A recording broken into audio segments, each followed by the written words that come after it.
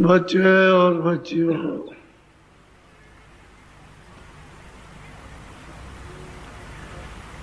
ये एक ऐसा स्थान है जहाँ आपने पहले कभी यहाँ आने की कल्पना नहीं की थी। ऐसे स्थान पर आप आए हो। ये कर्म प्रायश्चित जो आपने मन से, बुद्धि से, चित्त से, आंख से, कान से, वाणी से, हाथ से, पैर से, जो आपने कर्म अपने ऊपर लाद लिए, कूड़ा कचरा बदबूदार इकट्ठा कर लिया है, जो अपने काम न कभी आएगा और न कभी आया, उसका प्रायश्चित कैसे किया जाएगा, ये बहुत विचारणीय चीज है कि मनुष्य मंदिर में जीवात्मा तो बैठी नहीं है, न इधर नाक पर है, न मुंह पर, न यहाँ गले में है, न यहाँ सीने पर, न यहाँ नाभि में, नीचे किसी हिस्से में भी नहीं है। ये चेतन जीवात्मा दोनों आँखों के, यानी शरीर के दोनों आँखों के द्वार पर बैठी है। जब आपने कूड़ा कचरा जमा नहीं किया था, पाप का पुण्य का, और जब विधान नहीं बना था पाप पुण्य का, उस समय पर आपकी आँख खुली थी, कान खुले थे, नाक खुली थी। ये एक डंडा है सीधा,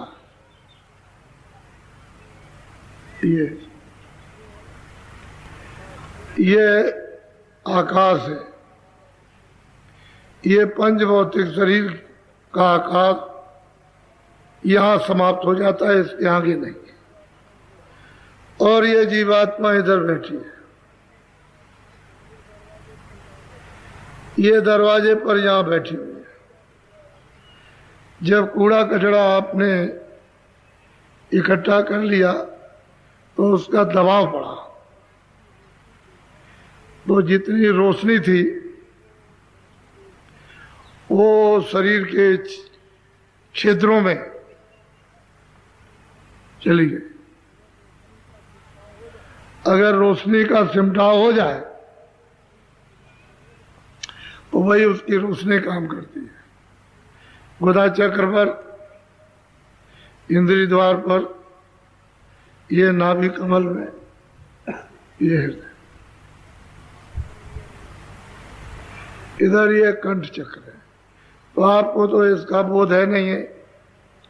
ये कंठ चक्र है, 16 पगड़ियों का एक कमल है। इसको कहते हैं शारीरिक हृदय चक्र। इस पर मन का निवास है।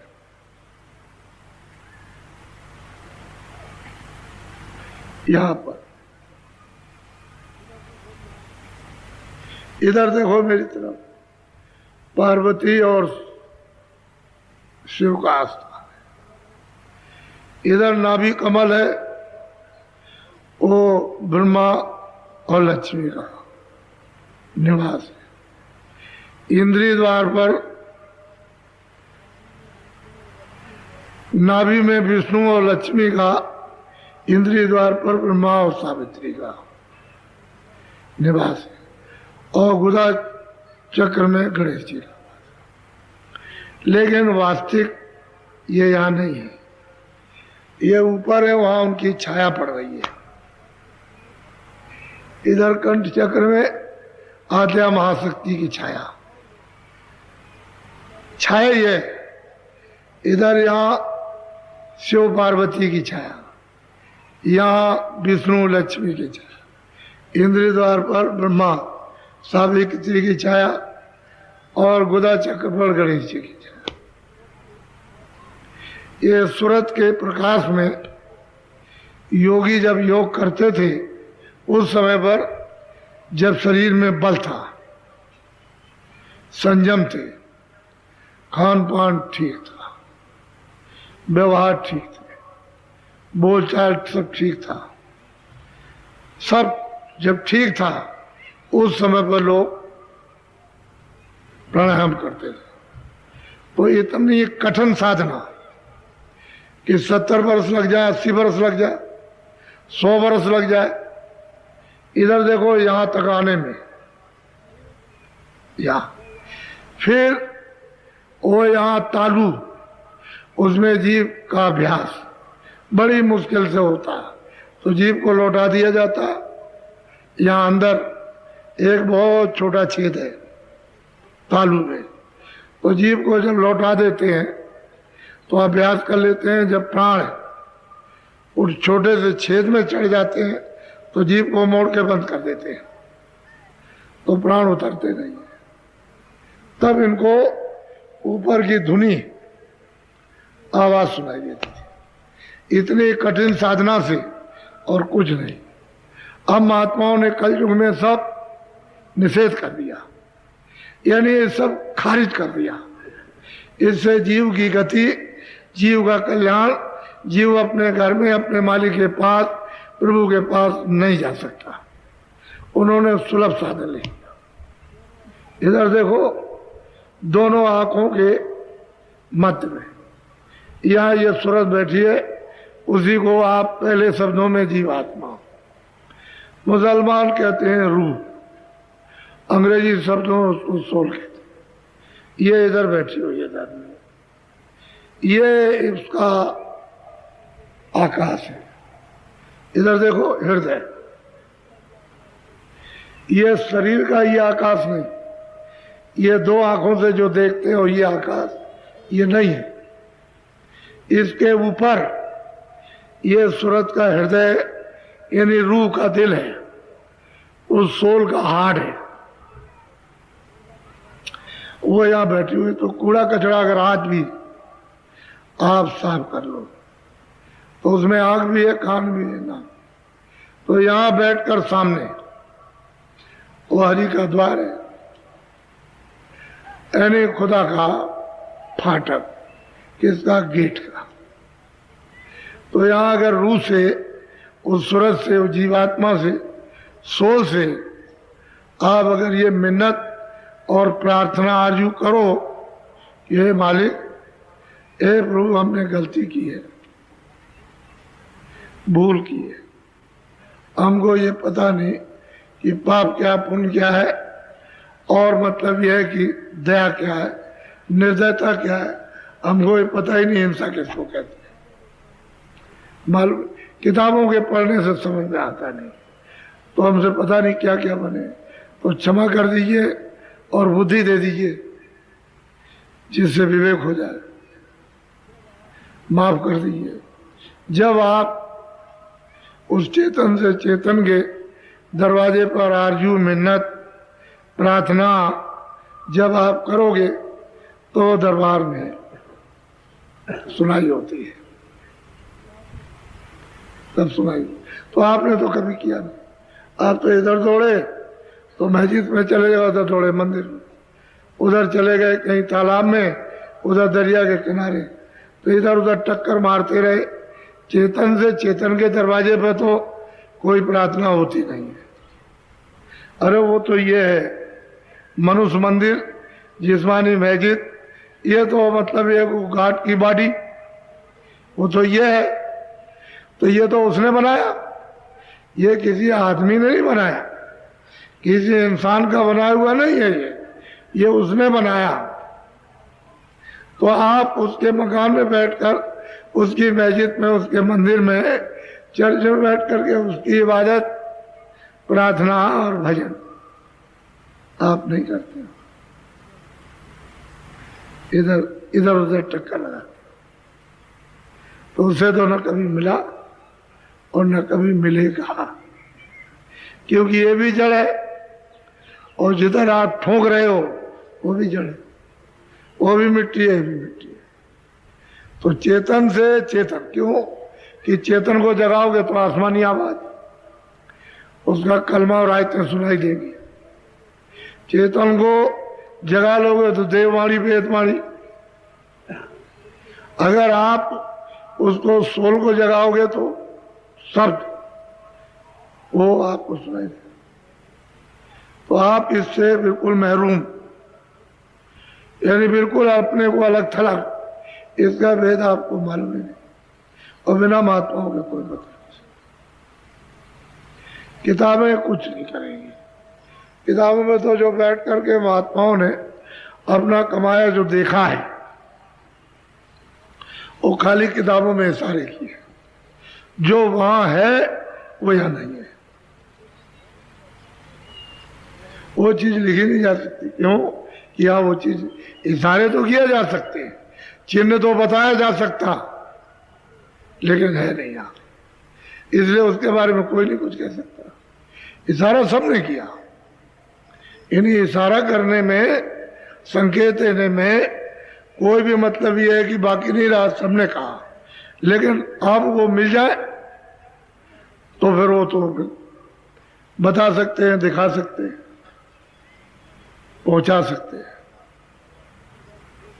फिर जब आप उधर ले जाएंगे, दिखाएंगे, सुनाएंगे तो आप जबान बंद,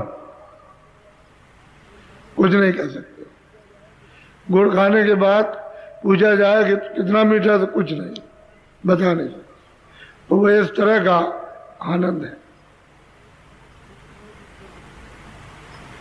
इस तरह की चेतनता है।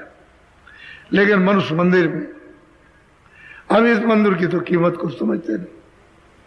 सारे संसार का बच्चे बच्चियों, सोना चांदी हीरे जवाहरात, इधर देखो, इस थाली में सब रख दो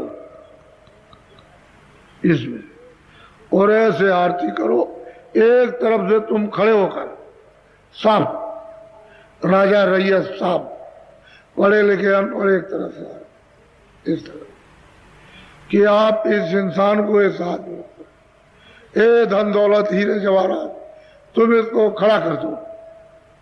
ए बच्चों, इसको नहीं खड़ा कर सकते तो इसकी क्या कीमत है?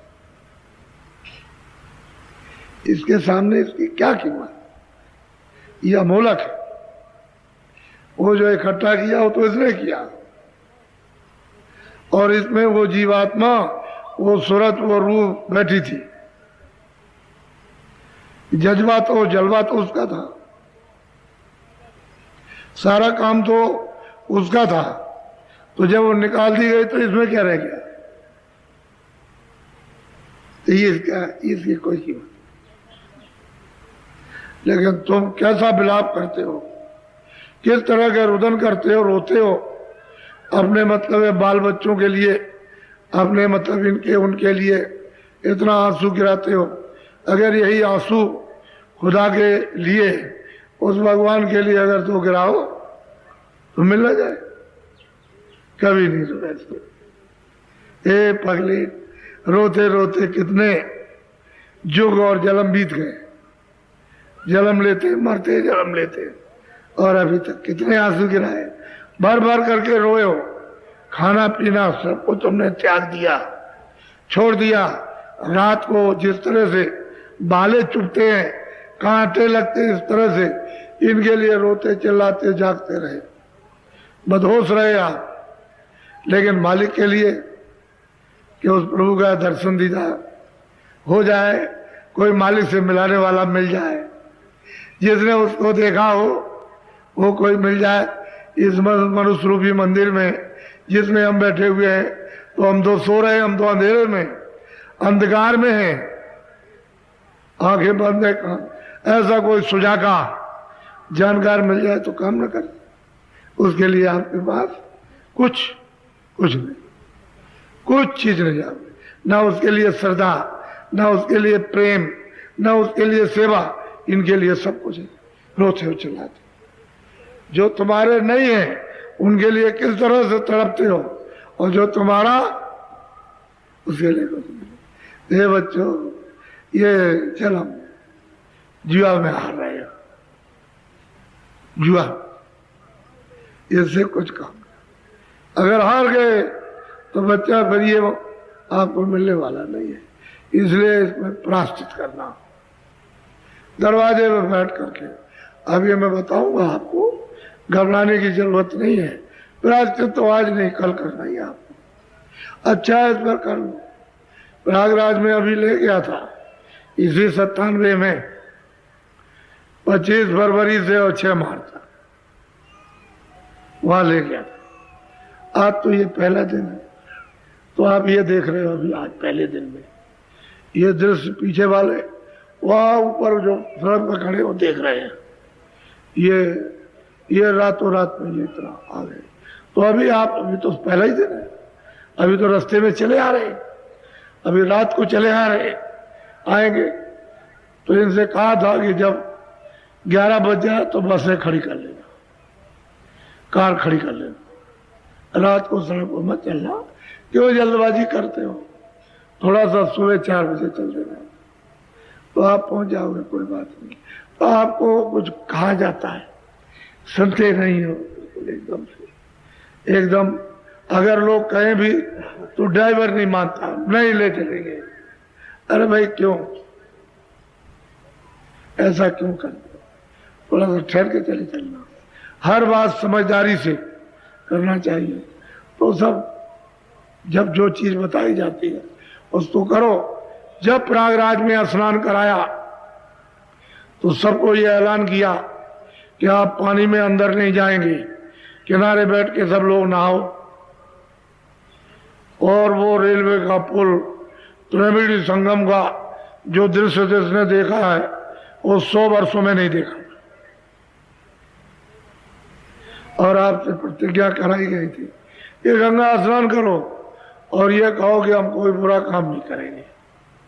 ये तो आपसे नहीं कहा कि ये बोलो कि अच्छा काम नहीं करेंगे, ये कहा कि हम बुरा नहीं करेंगे, जो भी काम करेंगे अच्छा करेंगे।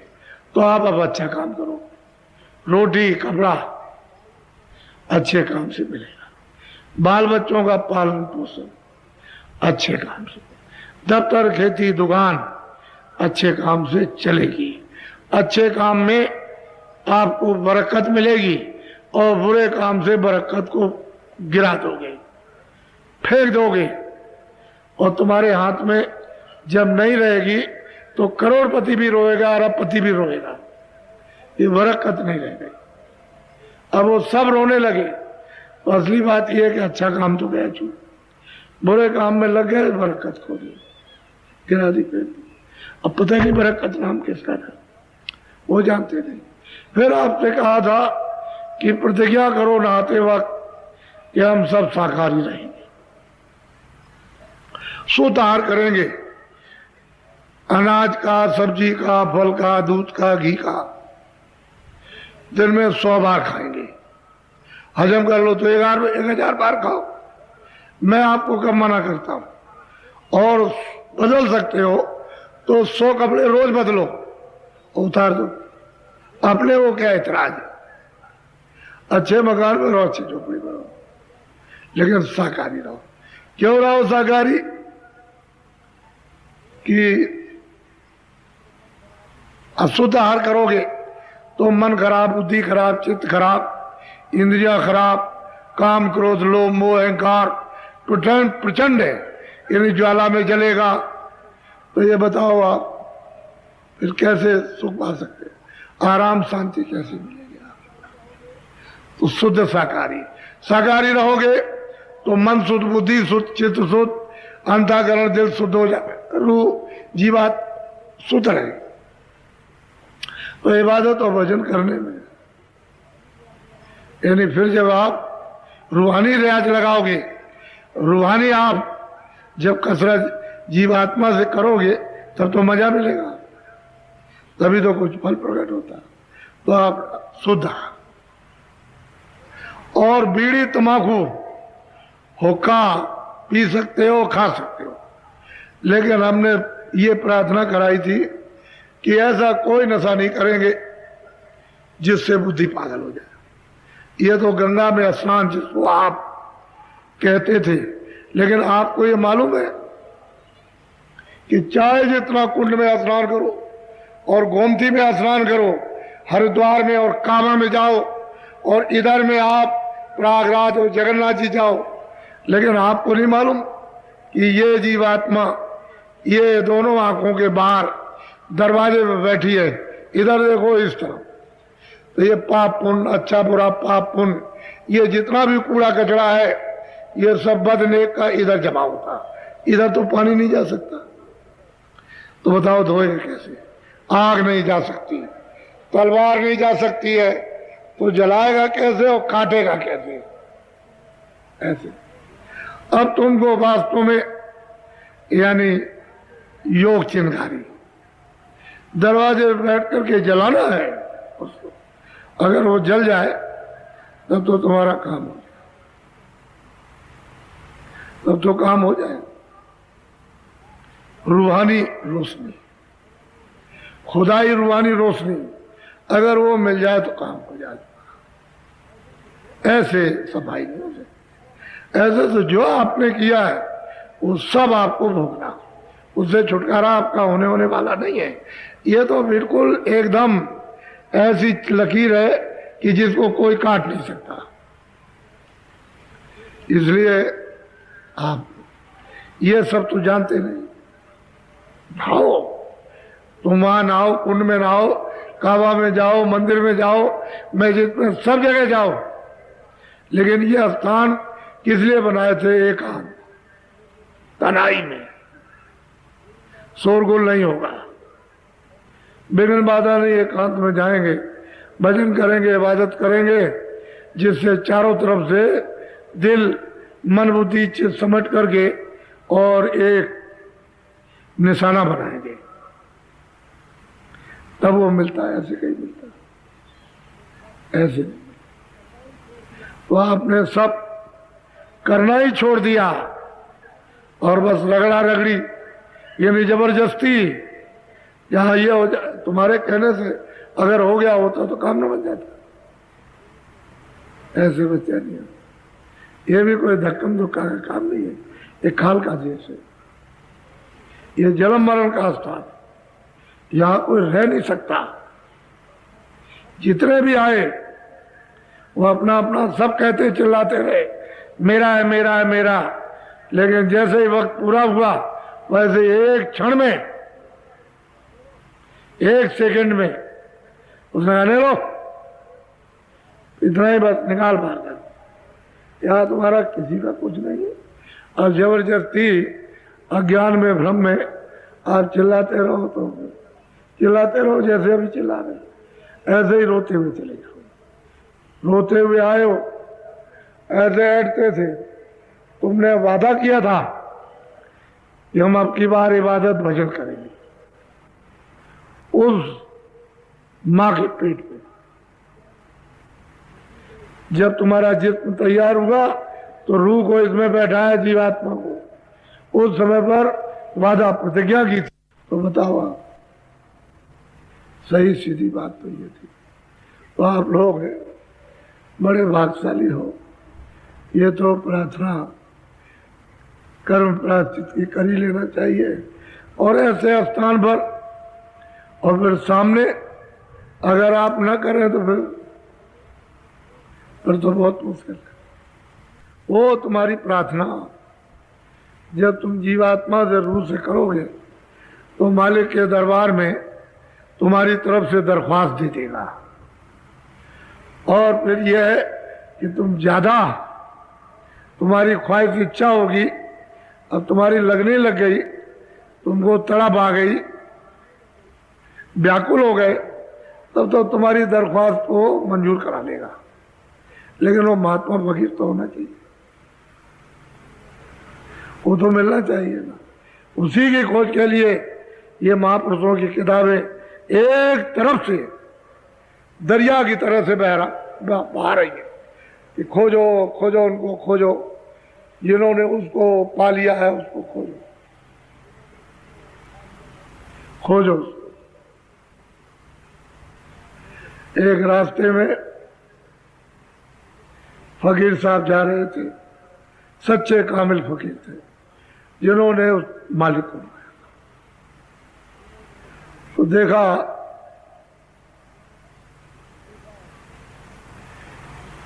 एक मस्जिद बनी हुई है, दूसरा एक आदमी मकान के ऊपर मस्जिद बना रहा था। वो वहीं के दरवाजे से निकले,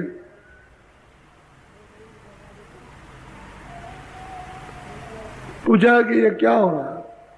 क्या लगे कि ये खुदा का घर। वकील साहब ने कहा कि पागल, ईंट पत्थरों का खुदा का घर नहीं होता है, ये जिस्मानी मस्जिद है।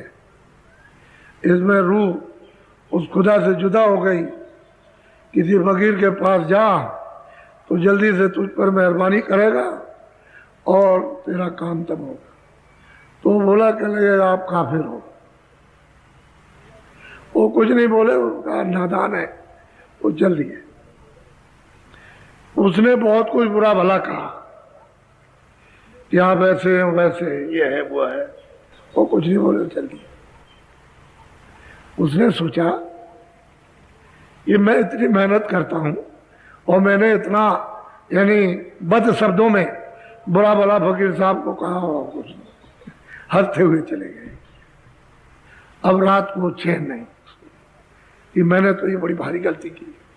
अब वो सुबह दौड़ा उनकी खोज में, चलते चलते चलते चलते पूछा भैया कि फकीर साहब जा रहे थे।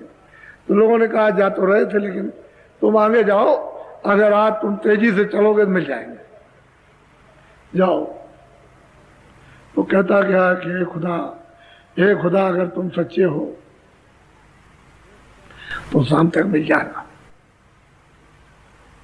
शाम हो रही थी, जा रहे थे, उसने देखा कि जा रहे, तो वो कदमों पर पड़ गया, ये सिर रख दिया और कहा हम बड़े नादान, हमको नहीं मालूम था, आपने सच्ची बात कही कि ये जिस्मानी मस्जिद खुदा ने और इसमें रूह बैठी हुई है, हमको नहीं मालूम था। हे खुदा, हे मालिक, आप रहम कर दे, दया कर दे। कदमों में क्या पड़ा, कहले अच्छा चलो। आगे गया तो खिदमत उनकी करने लगा। देखिए घर बार छोड़ दिया, भूल गया। अब एकदम घर को छोड़कर भूल करके वो भगा वो। तो आगे गए तो उन्होंने कहा कि अच्छा, रास्ता बताया, कहा कि अच्छा बैठो, लो अब तुम सच्ची इबादत, रूहानी इबादत खुदाई की करो, लो अब रियाज करो, चलो हम तुम्हारी मदद कर देंगे। तो फिर जब उसने शुरू किया मनुष्य मंदिर में भजन करने, तो उसकी आंख खुल गई। सामने देखता बहुत बड़ा बहिष्ठ है, वो बैकुंठ है, बहुत सुंदर। चिल्लाया कहले खामोश, जबान बंद, जो तुम्हें दिया जाए उसको लो, कहने का तुमको हक नहीं है, देखने का। ये दौलत है रूहानी, इसको देखो और आगे चलो। ये मुकाम तुम्हारा नहीं है, आगे आगे बढ़ो। आगे चला, देखता जा रहा, चलता जा रहा, बहुत कुछ देखा। तो आगे देखता है कि खुदा बैठे हुए हैं, उनका दीदार बहुत खुश हुआ। खुदा भी बड़े खुश हुए, बहुत खुश। नूरानी जिस्म, नूरी नूर, रोशनी रोशनी, कहीं अंधेरे का नाम निशान ऊपर नीचे दाएं बाएं नहीं है।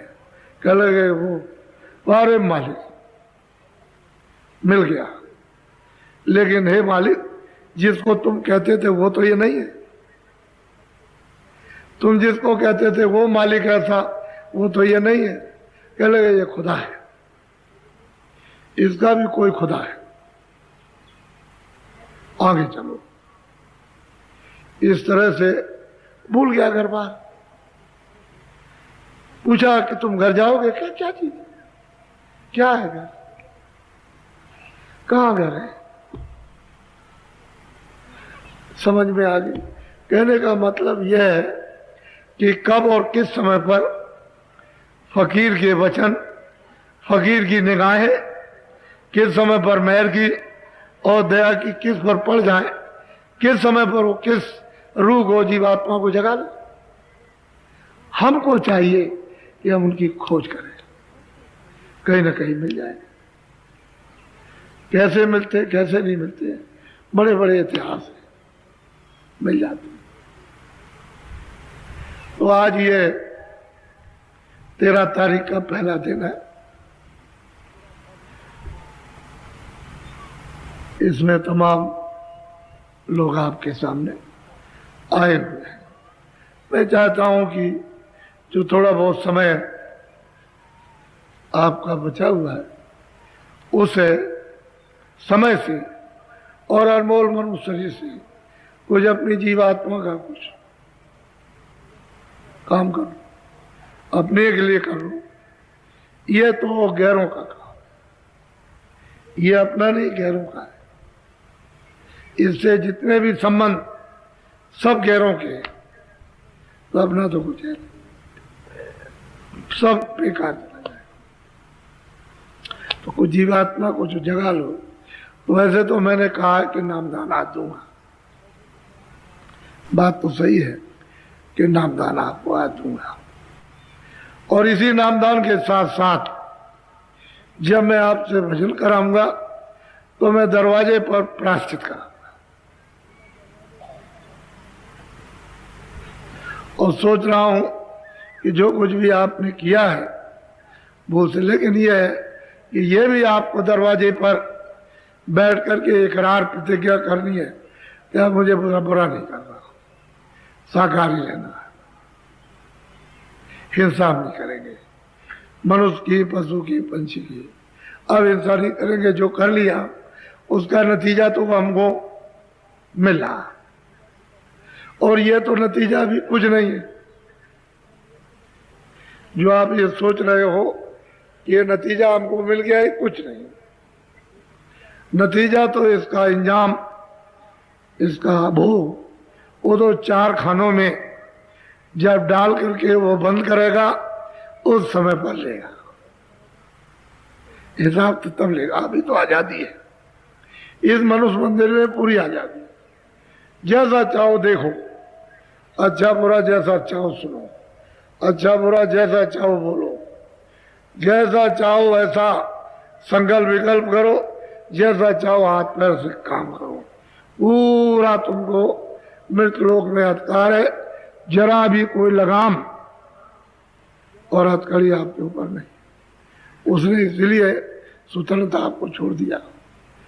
अब जब आप अच्छे बुरे की जंजीरों में जब बंध जाओगे तो ये नहीं खुल सकते, फिर नहीं।